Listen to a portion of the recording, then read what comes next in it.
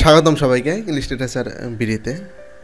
তো আমার এই চ্যানেল মূলত হচ্ছে লিটারেচার বেসড, অর্থাৎ এখানে আম, যারা ইংলিশে অনার্স এবং মাস্টার্স করতেছে, অর্থাৎ অনার্স ফার্স্ট ইয়ার থেকে মাস্টার্স পর্যন্ত এখানে পড়ানো হয়, এবং যারা সহকারী শিক্ষক ইংরেজি এবং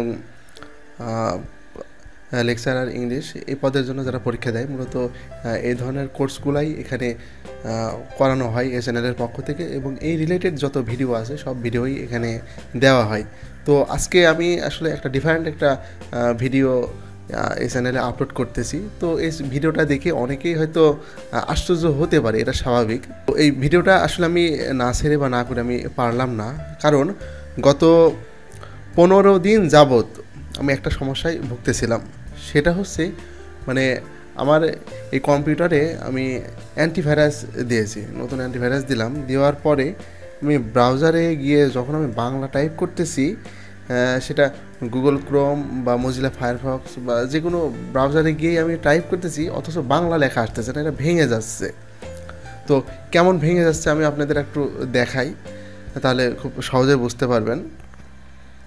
তো এখন দেখা যাচ্ছে এটা ইংলিশে আছে, তো এটা আমি ইউনিকোডে বাংলায় লিখে নিচ্ছি। নিয়ে দেখা যাচ্ছে আমি লিখবো আমার সোনার বাংলা।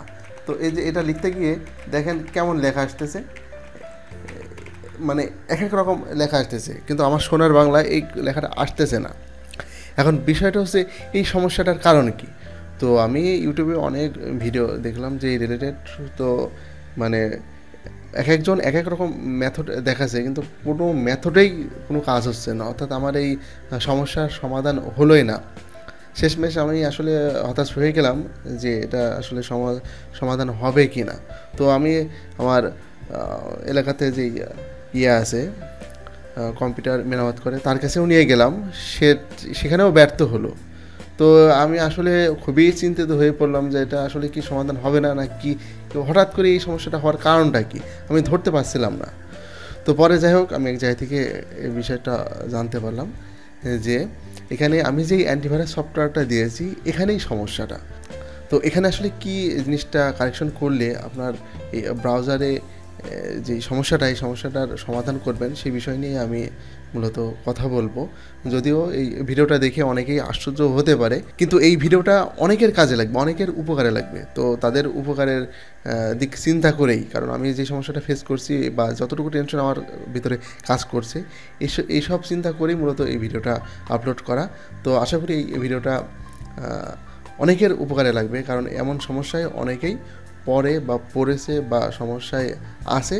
তো যাই হোক, কথা না বাড়িয়ে আমি কাজ শুরু করি, যে আপনাদের দেখাই।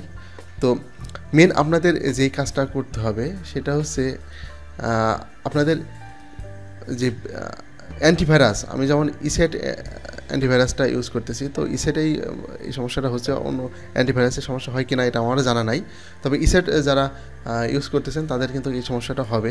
তো আপনারা করবেন কি, ইসেটটা হচ্ছে ওপেন করবেন। ওপেন করার পরে এখানে সেট আপ যে অপশনটা পাবেন, সেই সেট আপে যাবেন। যাওয়ার পরে এখানে সিকিউরিটি টুলস এই একটা অপশন পাবেন। তো এখানে ক্লিক করবেন। করার পরে এখানে দেখবেন সেভ ব্যাংকিং অ্যান্ড ব্রাউজিং, এইটাকে আপনারা ইনেবল আছে, এটাকে ডিজেবল করে দেবেন।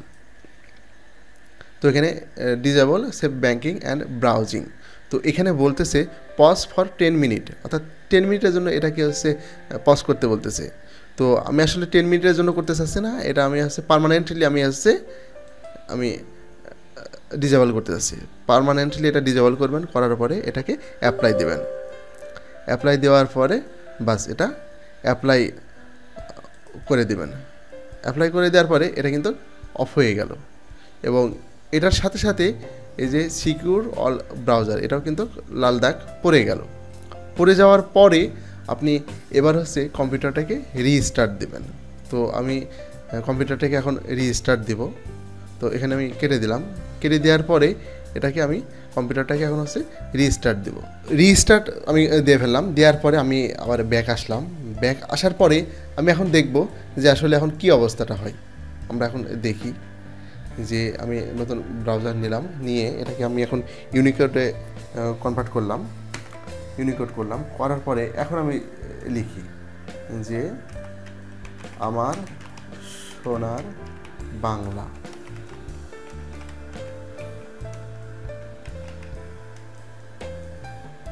আমি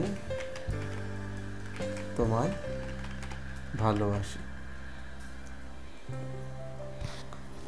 তো এখন কিন্তু মানে লেখাটা হচ্ছে, এখন কিন্তু আর কোনো সমস্যা নাই।